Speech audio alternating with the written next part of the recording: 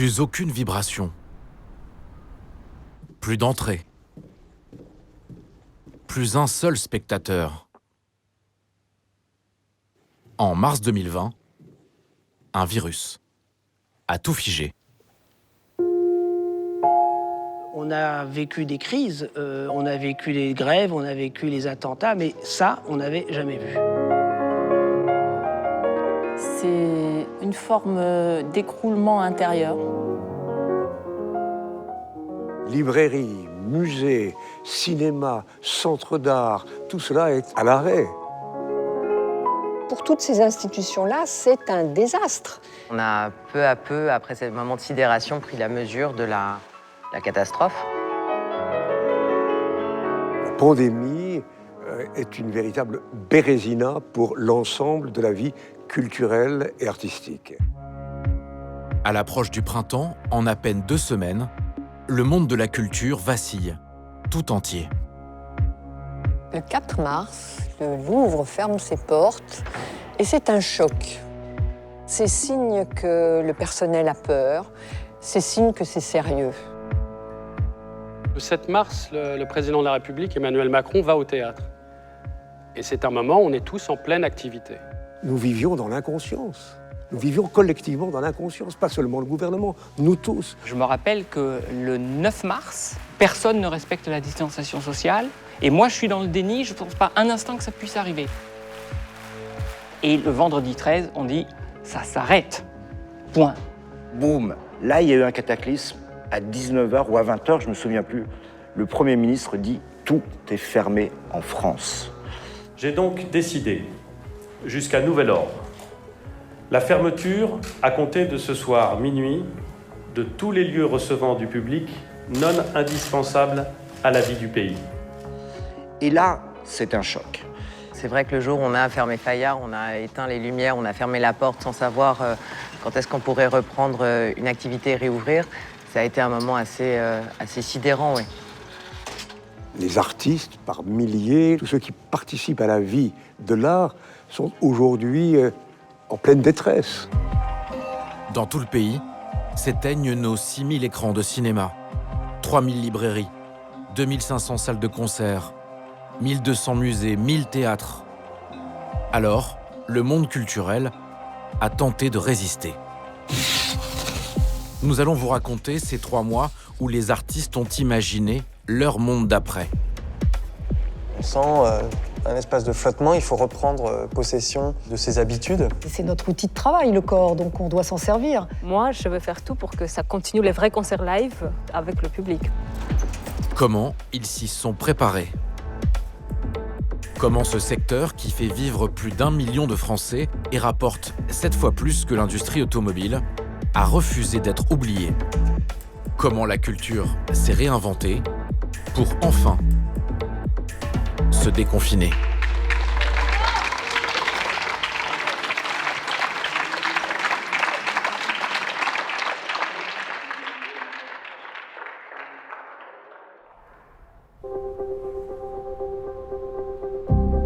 Avril 2020, les musées français parmi les plus visités au monde sont en apnée.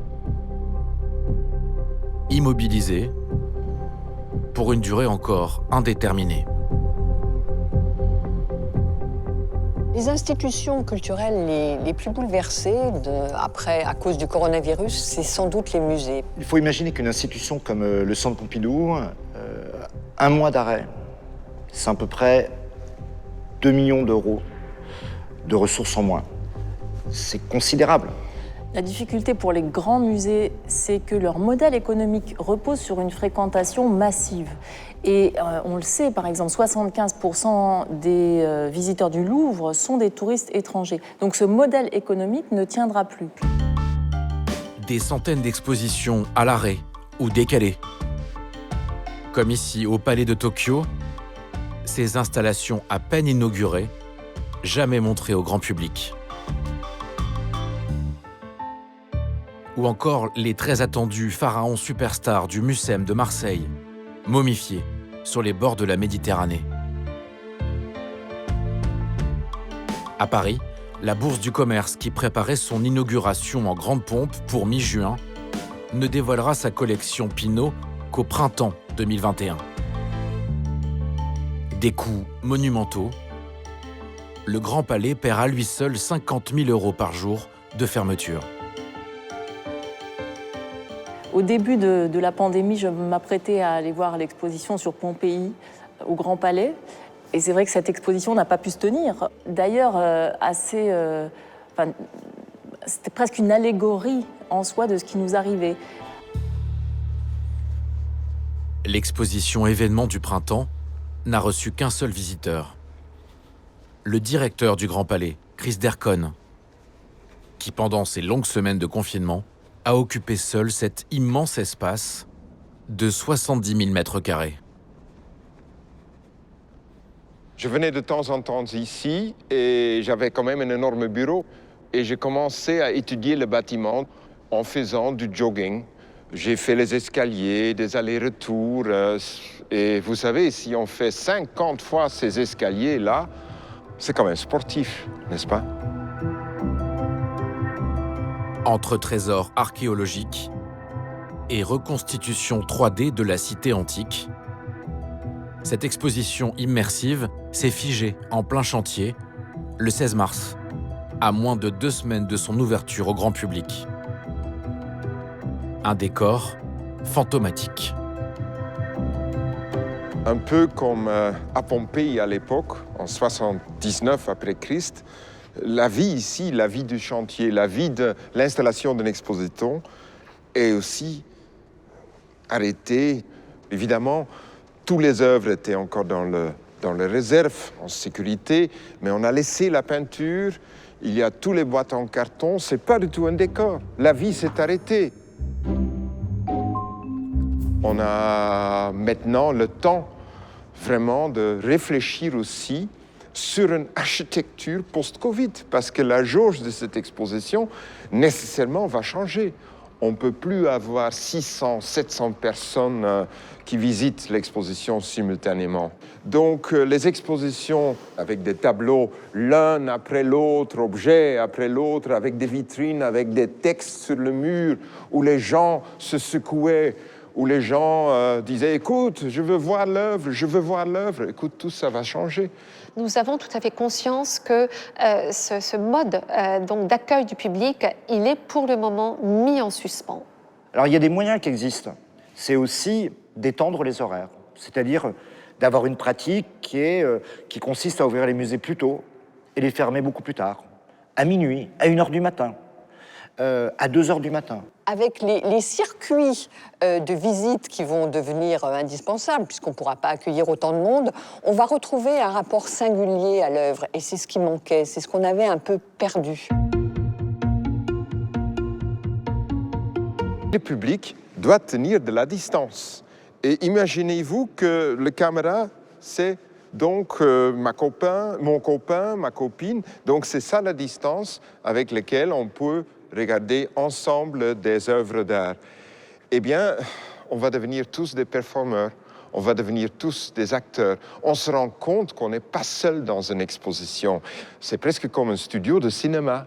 Donc, on va devenir tous des acteurs à Pompéi. On va devenir tous des acteurs dans les domus de Pompéi, les domus anciens, les domus actuels. On va travailler et on va performer dans le Corso, dans les rues de Pompéi. On fait partie de cette vie de Pompéi qui ressemble à la vie d'aujourd'hui. Le Grand Palais a finalement ouvert les portes de sa cité antique au grand public. Ciao, merci, ciao. En juillet. Au-delà de ces expositions sacrifiées, c'est désormais tout le modèle des musées qui est à repenser. Depuis les années 90, on en arrive à un culte de l'exposition-événement, à une sorte de tourisme expérientiel. Par exemple, l'exposition Shtukin, merveilleuse exposition sur ce collectionneur russe qui avait été présenté à la Fondation Louis Vuitton, là, de Bernard Arnault, qui avait rassemblé 1,2 million de spectateurs il y a 2 ans. Comment faire une exposition aujourd'hui comme ça ? parce que peut-être les touristes ne viendront plus aussi souvent pour des raisons d'environnement, et parce que surtout, prêter des œuvres qui viennent du monde entier, aller les chercher aux États-Unis, les faire venir, finalement, ça va coûter des fortunes. L'entrepôt de ce transporteur est situé entre Paris et l'aéroport Roissy-Charles de Gaulle, dans un lieu ultra sécurisé et tenu secret. Depuis la crise du Covid, le directeur a vu son activité chuter de 70%, créant un embouteillage d'œuvres d'art. Là, par exemple, on a eu les œuvres qui sont arrivées de la foire Art Paris, qui devait avoir lieu la première semaine d'avril. Elle a été d'abord repoussée, puis annulée. Donc on se retrouve dans un véritable capharnaüm douanier, avec des œuvres qui sont venues en France avant une foire, qui n'aura pas lieu, qui doivent donc être réexpédiées dans leur pays d'origine, sans avoir été exposées. Et donc, par exemple, là, on a une œuvre monumentale qui fait à peu près une vingtaine de mètres carrés au sol, 30 mètres cubes de volume. Ça fait 5 tonnes en poids volumétrique. Quand le cours du fret passe de 2 € du kilo à 12 €, forcément, ces œuvres-là vont être de moins en moins amenées à voyager, et notamment pour de longues distances. Est-ce que ce n'est pas aussi le moment de transformer nos modèles et d'arrêter la course à l'exposition temporaire permanente pour privilégier davantage les collections? En France, on se targue d'avoir des collections énormes, donc peut-être est venu le temps de montrer les collections que tous les plus grands musées français ont. En juin 2020, la France, premier pays exportateur d'œuvres d'art au monde, reprend progressivement son activité. Les musées rouvrent leurs portes avec une nouvelle gestion du public et les fameux gestes barrières, un défi auquel est confronté l'ensemble des lieux culturels. Le patrimoine, c'est toujours la première chose qui souffre quand vous avez une crise. Toujours. Pourquoi? Parce que les vieilles pierres, ça ne manifeste pas, ça ne descend pas dans la rue. Les vieilles pierres, ça peut attendre. Et ensuite, il ne faut pas oublier quand même que le patrimoine fait vivre énormément de personnes en France par le biais du tourisme, ça on le sait. Il y a une atteinte finalement symbolique au lieu du patrimoine, puisque la désaffection par le tourisme va affaiblir les ressources qui permettent à ces lieux de continuer à se réinventer. On ne compte plus les lieux patrimoniaux, les châteaux, les monuments en France, qui font des expositions d'art contemporain, qui font des concerts de musique contemporaine ou actuelle. Du château de Versailles à Chambord, des expositions d'art contemporain, des événements spectaculaires pour ranimer les vieilles pierres, mais qui coûtent cher. Certains annulés, d'autres reportés, leurs budgets à venir seront forcément impactés. Avant de pouvoir à nouveau attirer les foules, nos monuments devront donc être inventifs, y compris le plus grand d'entre eux.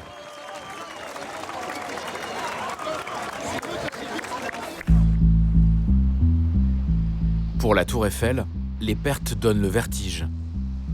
Chaque jour, ce sont 300 000 € qui s'envolent. Et elle ne reverra pas de sitôt ses 6 millions de visiteurs annuels.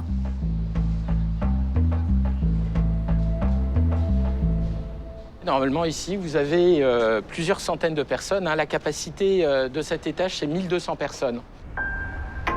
Sans ces touristes, la Dame de Fer est comme nue. Et quand il s'agira de rouvrir, il faudra compter sans sa principale clientèle, 80% de touristes étrangers. Bien évidemment, c'est important de changer un peu notre modèle et d'attirer davantage le public de proximité. C'est notre priorité. Donc attirer, ça veut dire quoi? Ça veut dire des efforts tarifaires importants pour certaines catégories de personnes. C'est aussi mettre de l'animation, davantage d'animation pour accueillir, par exemple, des DJ, accueillir une clientèle aussi un peu plus jeune. Des petits concerts avec masques et distanciation, la reconquête s'annonce modeste et sans clou du spectacle. Le dernier étage, accessible uniquement par cet ascenseur. Là, on va pas Là, on va pas pouvoir tous monter, donc il faut... c'est vous deux ou... Moi, je suis obligé de monter déjà, faut commander. Avec les nouvelles normes, il est désormais trop petit. Alors je pense qu'il vaut mieux que je me mette ici, parce que... C'est un ascenseur, comme vous le voyez, qui est assez étroit. Et donc, on ne va pas l'ouvrir tout de suite. Hein. On va mettre plusieurs semaines et je pense qu'on commencera à la rentrée. À 300 mètres de hauteur, vue imprenable sur la ville, redoutable pour la culture. Nos amis du Petit Palais, du Grand Palais, le Centre Pompidou et puis le Louvre. Avoir confiné la culture pendant cette crise, je pense que ça a été une erreur parce que tout le monde s'est observé. Il n'y a pas eu d'instruction ferme. Il n'y a pas eu de directive du ministère. C'est vrai que la culture, elle a été un tout petit peu passée à l'as pendant 2 mois et demi, alors que c'est un moment où les gens n'en ont jamais eu autant besoin. Certaines salles de spectacle trouvent d'autres moyens d'exister, de contourner ces nouvelles contraintes. À la Philharmonie de Paris, les concerts continuent mais dans une salle entièrement nue.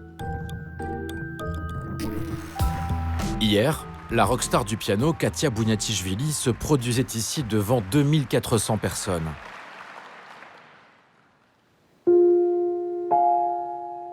Aujourd'hui,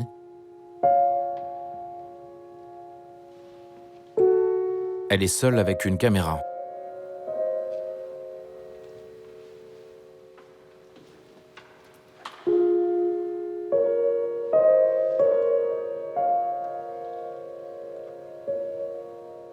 En effet, la Philharmonie, jusqu'au mois de juillet, va faire quelques tests de spectacles avec des musiciens, des orchestres, je pense petites formations, qui vont jouer devant une salle vide ou quasiment vide. Et pourquoi ils font ça? Ils font ça, je pense, pour montrer qu'ils vivent.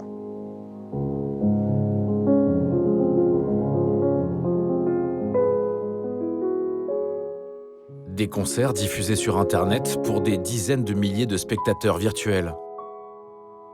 Katia Bouniatichvili, qui doit renoncer à une 50aine de dates prévues jusqu'en septembre, remonte sur scène.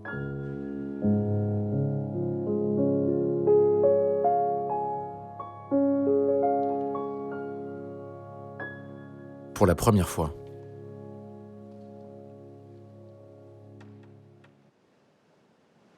Ça m'a fait du bien de jouer, vraiment. Je n'attendais pas en fait.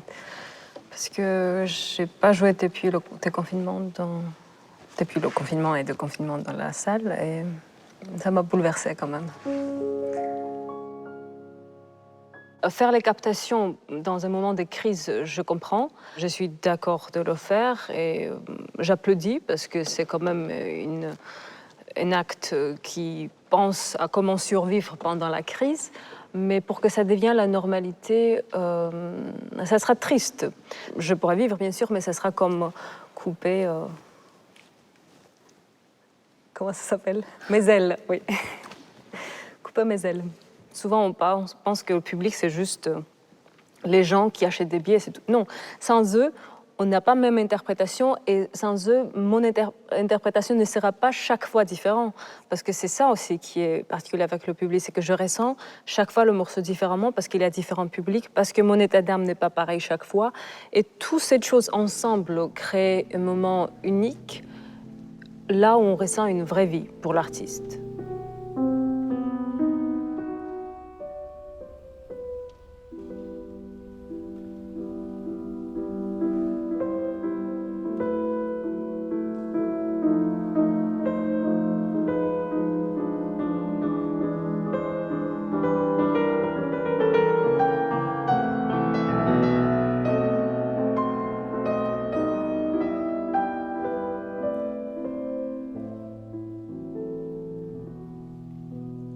La merveille d'un concert, d'un spectacle, c'est que les gens payent sans être sûrs de ce qu'ils vont voir, de la qualité de ce qu'ils vont voir. C'est une sorte de miracle, ça. Mais de miracle qu'on accomplit tous collectivement. Il est évident que nos lieux, qui sont des lieux de promiscuité, qui sont des lieux où on est les uns à côté des autres, Mais on est les uns à côté des autres physiquement, mais aussi symboliquement, parce qu'on partage quelque chose. Pour moi, la culture, c'est quand même quelque chose de partagé, et c'est une émotion partagée.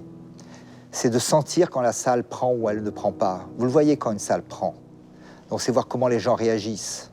C'est se dire, j'y étais avec des gens que je ne connais pas, on était ensemble, on se verra peut-être plus jamais, mais on y était ce jour-là.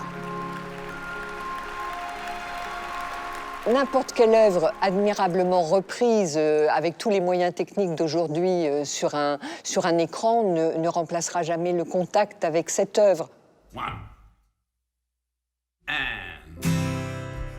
Avril 2020, comme beaucoup d'artistes, les Rolling Stones offrent au monde entier une interprétation maison de leur tube. Chacun depuis leur salon respectif.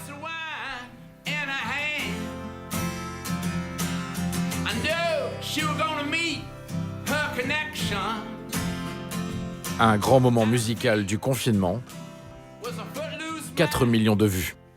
Les Rolling Stones ont fait ça et c'est très bien, mais il n'y a pas l'émotion du vrai concert.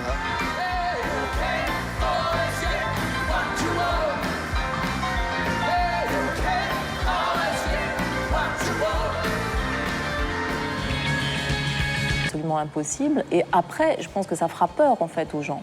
Le public aura peur de se rendre dans ce genre de festival avec beaucoup de monde. Ce qui est absolument extraordinaire dans la musique, c'est que tout à coup, des corps vont se mettre à danser, quand des sons vont se mettre à être produits. Ça n'est pas uniquement la vue qui est sollicitée, mais c'est l'ensemble de notre corps. Et vous savez, il n'y a que le sport qui offre ça, et il n'y a que le théâtre et le spectacle vivant qui offrent ces moments de communion, de gens qui ne se connaissaient pas avant et qui tout à coup vont partager quelque chose. Le Covid a bouleversé tous les événements de plus de 5000 personnes, obligeant les organisateurs de festivals à les repousser, voire les annuler. Le plus emblématique d'entre eux, le Festival de Cannes, donne rendez-vous chaque année en mai au Cinéma Mondial.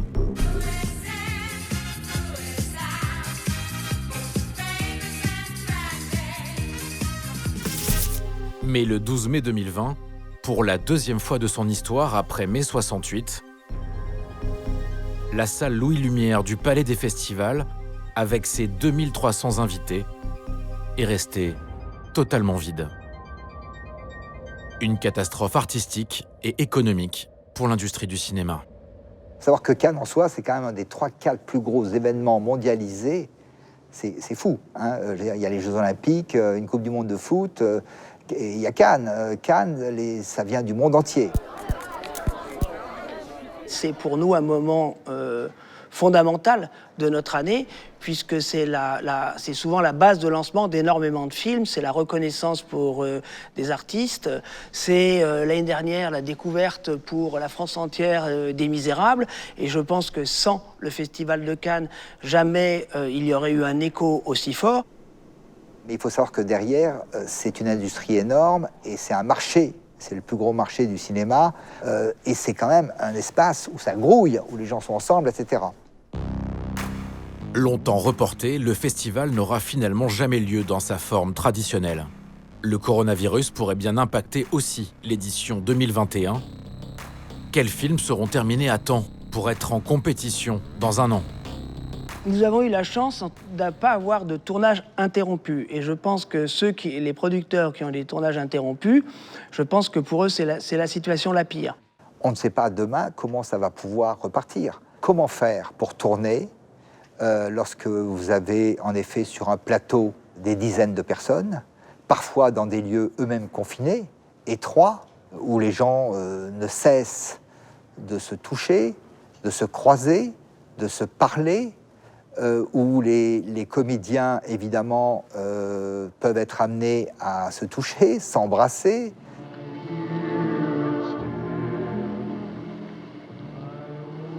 Not allowed to kiss back, huh? Oh, no.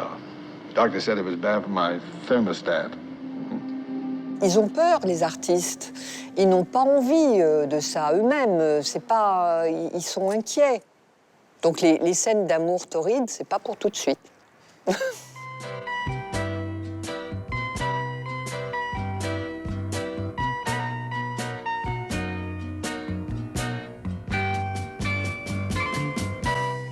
Aujourd'hui, le nombre de contraintes sur un tournage, il est hallucinant puisque je crois que les assureurs demandaient, entre autres, que les gens se confinent pendant 8 semaines de suite.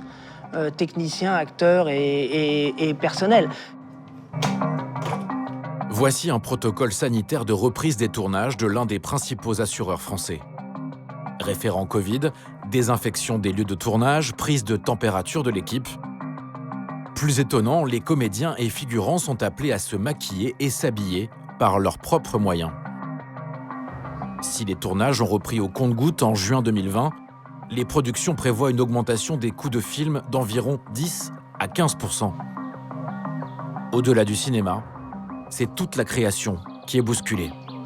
Je pense aux acteurs, je pense aux choristes d'un orchestre, je pense aussi aux musiciens qui soufflent dans leurs instruments pour certains, qui sont très proches. Est-ce que ça veut dire que demain, les œuvres uniquement où les gens devront être à distance pourront avoir lieu? Je suis un animal mimant. À cause du Covid, Marie-Claude Pietragala et Julien Desrouault ont dû stopper net tous leurs spectacles en cours. Va pas trop bas, ça sert à rien. Ça sert à rien? Non. Ici. En couple à la ville, ces danseurs peuvent continuer à répéter, à s'entraîner, à danser ensemble. Et c'est vrai que la danse, si vous ne pouvez pas toucher l'autre, c'est très compliqué. C'est-à-dire, bon, déjà, on voit à quel point c'est compliqué dans la société. Déjà, dans la vie normale, de ne pas rentrer en contact, c'est déjà pas notre culture. Le fait d'attraper l'autre, de le prendre et de pouvoir sentir son énergie, de pouvoir aussi sentir la force qu'il vous donne pour partir en déséquilibre ou pour faire une pirouette ou un porté, ça serait vraiment couper les ailes à cet art. Qu'est-ce qu'il faut ici? Nous, déjà, en tant que chorégraphe, on notait à quel point déjà on était dans une société qui n'aimait pas le contact physique. Souvent, je disais que dans les grandes villes, il était plus simple d'insulter les gens que de les toucher. C'est-à-dire que les gens ne supportaient plus même qu'on rentre en contact avec eux. Le fait d'être en distanciation sociale, qui est plutôt d'ailleurs une distanciation physique, est quelque chose qui, je pense, fabrique des énergies très négatives dont on ne mesure pas l'impact encore aujourd'hui.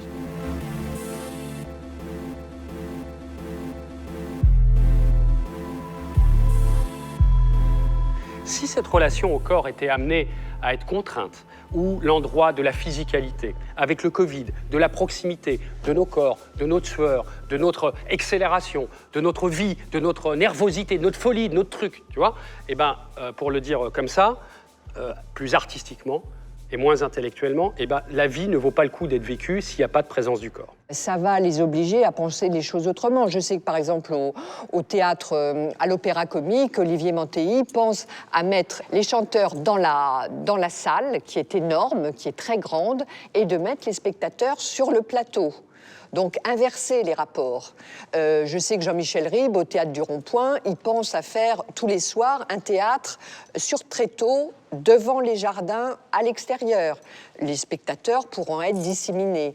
Donc, c'est la porte ouverte à l'imagination.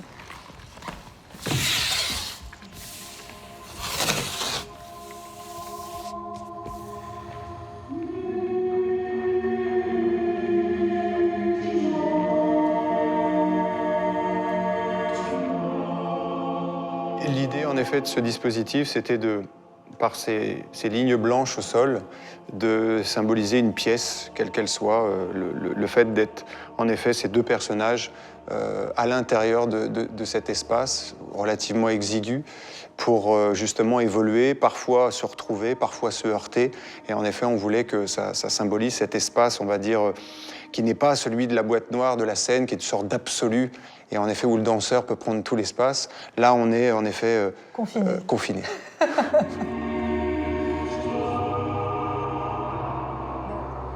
Ça va être très très très intéressant de voir les œuvres qui vont être créées par les artistes nés du Covid-19.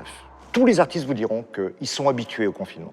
Parce que créer, ça veut dire s'extraire, s'abstraire, pour que ça infuse. Mais il y a les spécialistes, il y a les psychopathes du confinement. Je pense à un artiste qui était présenté ici au Palais de Tokyo, Abraham Poincheval. Abraham Poincheval, imaginez un rocher assez gigantesque dans lequel ce jeune artiste est rentré enfermé dans un espace extrêmement réduit pendant une semaine. C'était en 2017, dans les sous-sols du musée parisien. 3 ans avant la crise du Covid, l'artiste repoussait déjà les limites de l'enfermement. Donc là, j'ai les soupes, du coup, j'ai juste à prendre. Après, j'ai un petit ciseau qui est dans le compartiment à côté. Je coupe, voilà. Et puis après, j'envoie comme ça, du coup. Puis après, vous faites des petites choses comme ça, quoi. Donc ça, ce sont des exercices de ligne qu'il faut que vous fassiez tous les jours, c'est ça ? J'essaie de faire tous les jours, ouais. Sa performance, rester 168 heures dans une pierre, moulée, emmurée, dans le noir. Avec pour seule distraction, les questions des visiteurs. Vous n'avez pas les fourmis aux pieds, des fois ? J'imagine que tu en as marre de répondre à des questions à la con. Est-ce que vous attendez, en fait, de cette expérience ? 20 ans que l'artiste expérimente la claustrophobie. Quelques années plus tôt, Abraham Poincheval se recroquevillait 2 semaines dans le ventre d'un ours empaillé au musée de la chasse. Il se terrait 1 mois dans un trou, à Marseille, où descendait le Rhône dans une bouteille géante.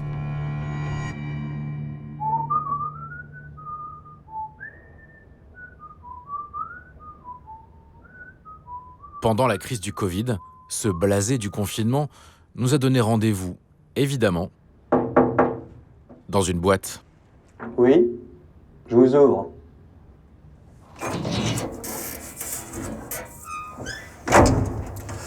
C'est toujours quelque chose d'ouvrir cette porte.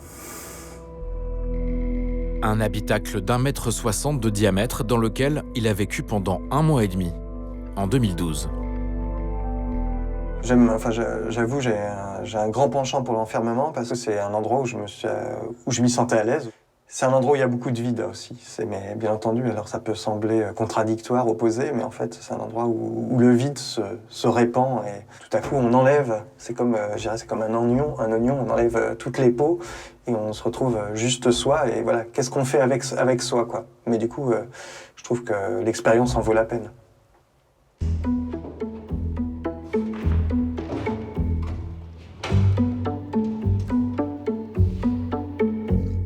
Le déconfinement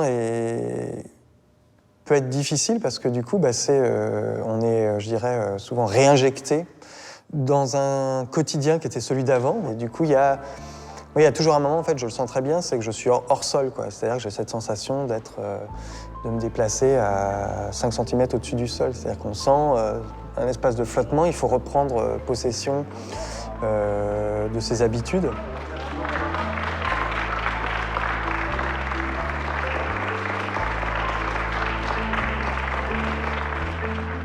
Je trouve ça très marrant avec la sortie du confinement, là, par exemple, et de voir tout le monde un peu errer et de façon assez amusante, en fait, étant gêné de comment je me déplace dans un si grand espace, qu'est-ce que je fais d'un trottoir, voilà, tous ces flux d'autres personnes autour de moi, comment ça agit et comment je me sens un peu pâteau dans tout ça. J'aurais presque dit on était tous des Jacques Tati, quoi, et ça m'amusait beaucoup, quoi, de voir ça.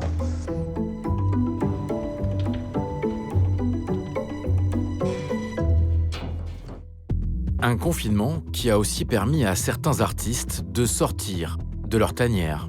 Jean-Luc Godard. Jean-Luc Godard, 89 ans, qui ne s'exprime jamais. Le mythique Jean-Luc Godard, qui fait en live sur Instagram 1h30 de discussion. Les images, déjà, c'est magnifique. On voit Godard avec son gros cigare. On apprend que Godard, à 17 ans, avait décidé d'arrêter de parler. Parce que les mots, c'était rien comparé à la main qui peint. Et j'avais 15-16 ans, et Et j'ai cessé de parler pendant 1 an ou 2 ans. La famille s'est inquiétée comme ça. Comme Jean-Luc Godard, pendant le confinement, les artistes ont inondé les réseaux. Pour des happenings improvisés entre voisins, notre terre, corps meurtri, fait de beauté. Ou des concerts confinés, mondialisés. Sometimes in our lives, we all have pain, we all have sorrow. On a vu l'importance qu'avait le monde culturel pendant la crise. On a vu à quel point les artistes savaient inventer en permanence, nourrir les réseaux, créer le lien. Et on a vu à quel point les Français, effectivement, s'étaient beaucoup nourris de ce que proposaient les artistes. Maintenant, pour la culture, déjà, dans les discours du Premier ministre ou du Président, le mot culture, le mot théâtre, c'est pas du tout le mot qui sort. L'investissement culturel, c'est de l'investissement. Dites-vous que l'industrie de la culture est plus importante en nombre d'emplois et en chiffre d'affaires que l'industrie automobile. Il faudrait une fois pour toutes que les politiques s'en rendent compte et arrêtent de faire du populisme de bas étage, c'est-à-dire « oh, la culture, ça concerne que les privilégiés ». Non, justement. Face à la crise qui atteint la culture, un plan d'urgence s'imposait. Les artistes se sont mobilisés et le président de la République leur a répondu par une série de décisions. Le 6 mai 2020, Emmanuel Macron prend la parole en direct de l'Élysée pour rassurer. Une rencontre à huis clos avec des acteurs de la culture, suivie d'une prise de parole présidentielle. On a à créer sous contrainte extrême. Et donc il faut qu'on réfléchisse à comment on le fait, sous quelles conditions, et comment, évidemment, on permet aux compagnies, au théâtre, aux créateurs, aux compagnies de danse, de cirque comme de théâtre, aux artistes, aux producteurs aussi de tournage, de rendre ça viable avec ces contraintes-là. Donc il faut qu'on imagine plusieurs formes. Le discours du président de la République était tout sauf un discours, et on aurait dit que c'était tout sauf le président de la République. C'est-à-dire, c'était plus, ça ressemblait à un happening théâtral, une expérience en quelque sorte. Mais je crois que Simon Leitz, il y a cette formule, il dit quand Robinson part, il part pas avec des grandes idées de poésie ou de récit, il va dans la cale chercher ce qui va lui permettre de survivre. Du fromage, du jambon, des choses très concrètes. Je trouve souvent bon, mais là je trouve vraiment pas bon, parce que d'abord je trouve qu'il y avait une forme de condescendance, que ce soit dans l'attitude. Genre, je parle à des artistes, un milieu un peu farfelu, un peu marginal, un peu à part. Le voir en bras de chemise, les yeux en l'air comme un mauvais comédien, extatique, énervé, appelant les artistes par leur prénom comme si c'était des copains. Je ne pense pas que le président de la République, quand il parle avec Mme Merkel, ou les responsables de l'automobile, soient en bras de chemise et qu'ils fassent des grands gestes et qu'ils fassent quand même par moments des annonces assez stupéfiantes comme l'idée géniale de festivals sans public. D'ailleurs, voir le ministre à ses côtés, lui en costume noir, mais qui prenait des notes comme s'il ne savait pas ce que disait le président de la République, c'était quand même très, très, très, très étonnant. On peut à l'infini gloser sur la forme. Quand le président nous parle d'enfourcher le tigre, pourquoi pas? Là, on rentre dans une période où on doit, en quelque sorte, enfourcher le tigre et donc le domestiquer. Il ne va pas disparaître, le tigre, il sera là. La peur sera là dans la société. Elle ne va pas disparaître. Mais le seul moyen qu'il ne nous dévore pas, c'est de l'enfourcher. Et là, je pense qu'il y avait un certain emballement dans le propos. Mais moi, je préfère quelqu'un qui retrousse ses manches symboliquement et qui nous dise « je vais vous écouter » que quelqu'un qui me fasse une déclaration un peu solennelle derrière une tribune du style « je vous ai compris ». Heureusement, il a quand même apporté des vraies réponses pour les intermittents en leur accordant une année blanche, une garantie pour le cinéma, 50 millions au Centre national de la musique. De premières mesures ont été prises, mais il faut aller beaucoup plus loin. Il faudrait saisir par les cheveux cette situation dramatique pour en faire un bienfait pour la culture, le savoir, la science, l'intelligence et la recherche scientifique. Je rêve en effet que l'on puisse proposer une nouvelle donne, un New Deal culturel, en s'inspirant en particulier d'un autre moment fort de l'histoire, la période Roosevelt. 1929, le krach boursier plonge les États-Unis dans la plus grande crise de son histoire. 25% de chômeurs, 2 millions de sans-abri et une population affamée. Quand le président Roosevelt est élu en 1933, le pays est détruit. Its first objective is to put men and women now on the relief rolls to work. Roosevelt lance alors son New Deal pour remettre le pays en marche, un plan qui n'oublie pas les artistes. Les artistes sont en situation désespérée, les peintres ne peuvent plus manger, les écrivains ne peuvent plus écrire. Et Roosevelt a une réaction au fond politique, une réaction presque de sincérité. Il dit « Ah bon ? Les peintres ne peuvent plus manger, mais peut-être qu'on peut les faire travailler. Après tout, les peintres, c'est des gens qui doivent pouvoir peindre. Il y a sûrement dans ce pays besoin de peintres. » Et donc il va avoir une réaction assez expérimentale de dire « Essayons ». Donc, on n'est pas dans un registre artistique ou de politique culturelle. C'est l'idée que les artistes font partie de la société. Et au fond, ils font partie de la solution et non pas du problème. Roosevelt n'y est pas allé avec le dos de la cuillère. Roosevelt a soutenu, comme on doit le faire ici aujourd'hui en France, des dizaines de milliers d'artistes, d'écrivains, de créateurs, partout à travers les États-Unis.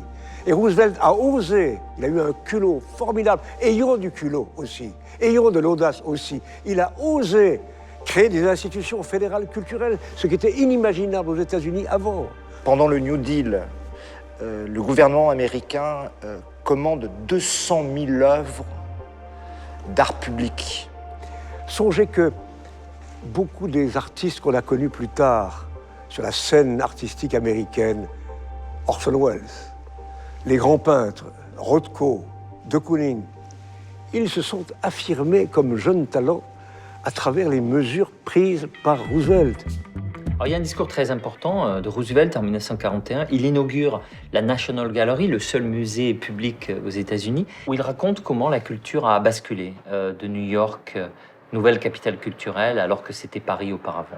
On peut l'écouter. A few generations ago, the people of this country were often taught to believe that art was something foreign to America, something imported from another continent, something they had no part in. En finançant et en renouvelant des générations d'artistes dans le cinéma, dans le théâtre, dans la musique, dans la peinture, Roosevelt, peut-être sans même l'avoir imaginé et voulu, va créer la culture américaine de l'après-guerre. Je demande que l'on s'inspire de ces exemples-là, le New Deal de Roosevelt, ou le Front populaire de 1936, ou la Libération, ou la fondation du ministère de la Culture par Malraux, ou ce que nous avons entrepris en 1981. En France, après la guerre, il y a eu un grand mouvement, notamment dans le cinéma, pour éviter que le cinéma français et européen soit complètement écrasé par le cinéma américain. Et les professionnels français ont bien vu le danger. Et donc, ils ont obtenu un financement des films à venir, français et européens, à travers une taxe sur la billetterie de tous les films diffusés en France, dont les films américains. Mitterrand, un jour, a employé une très jolie expression à propos de la culture. La mémoire est révolutionnaire. Il voulait dire par là, inspirons-nous des exemples historiques les plus forts pour imaginer le futur. Face à cette crise, un seul acteur tire son épingle du jeu. Le numérique et ses géants, les GAFA. Plateforme vidéo, exposition numérique, librairie en ligne, le confinement a accéléré la consommation de la culture sur les écrans. C'est une réalité. Ce sont les grands gagnants parce que c'était la seule offre. C'est la consécration, ce qu'on appelle une culture de salon, c'est-à-dire une culture des écrans, une culture donc à la maison. On assiste à un transfert complet de la richesse créée par le monde de la culture vers les grandes plateformes du numérique. C'est-à-dire qu'au fond, tout ce que créent les artistes vient enrichir les plateformes qui diffusent ces œuvres et non pas les créateurs. Ce sont des vautours qui s'emparent de nos richesses pour imposer leurs lois et réaliser des profits colossaux. Je crois qu'on doit aborder les GAFA en pensant que ce sont des partenaires. Qu'ils soient considérés comme des partenaires ou des prédateurs, les GAFA sont incontournables. Voilà, j'ai presque fini. Ces mastodontes ont sauvé la mise de certains producteurs pendant le confinement. Pinocchio, dis quelque chose, allez, remue la bouche, hein, pour ton papou. Tiens, dis-le. Dis papou. Papou. Papou. Mars 2020, la sortie en salle de la superproduction Pinocchio est bouleversée par le coronavirus. Un gouffre financier pour son distributeur, Jean Labadie. Donc on était sur un chiffre de 1,7 million de cash-out. Et donc on a eu l'offre d'Amazon. On l'a prise parce que autrement, je ne vois pas comment on payait et comment on était capable de tenir jusqu'à la rentrée. Et quand on a travaillé 4 ans et demi sur un film, c'est vraiment pour nous très douloureux, évidemment. On aurait préféré et on aurait adoré que ça se passe naturellement. En même temps, bon, le film passe sur Amazon, c'est un très gros succès, ils ont été très corrects, ça s'est fait vite. Le film a été visionné des centaines de milliers de fois sur Amazon. La puissance financière des GAFA bouscule l'exception culturelle française. Et il y a un autre risque avec le numérique, c'est la question de la numérisation des œuvres. Si on laisse les GAFAM, les grandes entreprises américaines du numérique, numériser l'ensemble des œuvres, ce qu'elles sont tout à fait prêtes à faire, on perd au fond notre propre patrimoine. C'est comme si on leur donnait les collections du Louvre en quelque sorte. Il y en a un peu ras-le-bol de l'écran numérique. On a de nouveau envie d'aller de nouveau aller toucher, regarder, sentir la matière. Parce qu'une œuvre, ce n'est pas une image. Évidemment, il y a des questions d'égalité de traitement.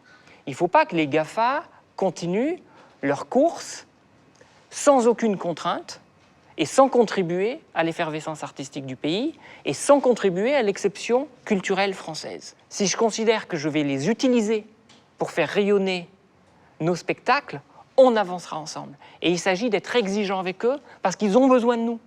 Ils ont besoin de nous. Ils ont besoin de nos créations. Donc ça doit se dealer. Il faut bien se rendre compte que nous sommes là dans une bataille culturelle, économique, vitale. Est-ce qu'on est prêt ou non à se bagarrer? Eh bien, à nous de sauvegarder notre histoire, nos valeurs, notre modèle, nos ambitions, nos rêves. Et c'est vital, c'est fondamental, c'est à la vie et à la mort. Et on y va, et on y va. À l'heure du déconfinement, le besoin de culture se fait pressant. Chaque semaine, Diego et Cléo lancent un appel au cinéma en face de chez eux. Charade. Ils réclament leur film préféré. Full Metal Jacket. Mon voisin Totoro. Bon, pourvu que celui-là il arrive, hein. Ouais. Des films projetés dès la nuit tombée, sur le mur face à leurs fenêtres, pour retrouver collectivement le plaisir du grand écran. Moi, ça me fait plaisir parce qu'on peut partager comme une œuvre, mais on n'est pas seul. Il y a plein de monde, même des inconnus autour de nous. Donc ça, c'est vraiment bien. La culture, l'histoire a montré que c'est vraiment de la première nécessité. Au moment où on a besoin de manger, de boire, de dormir, on a aussi besoin d'écouter de la musique, de regarder des films, de lire. C'est quelque chose d'indispensable, même au plus profond de la tragédie. C'est dur à dire, mais dire que la culture est un produit de première nécessité comme manger ou comme aller se faire soigner, non. Mais c'est un bien de première nécessité dans un second temps. C'est ce qui permet de survivre, de vivre autrement, mieux. Et là, Je pense que beaucoup de gens ont fait l'expérience du pilier que c'était. J'espère que cette impulsion-là, ce sentiment-là, il va perdurer. Je reprendrai ce mot de Jean Vilar.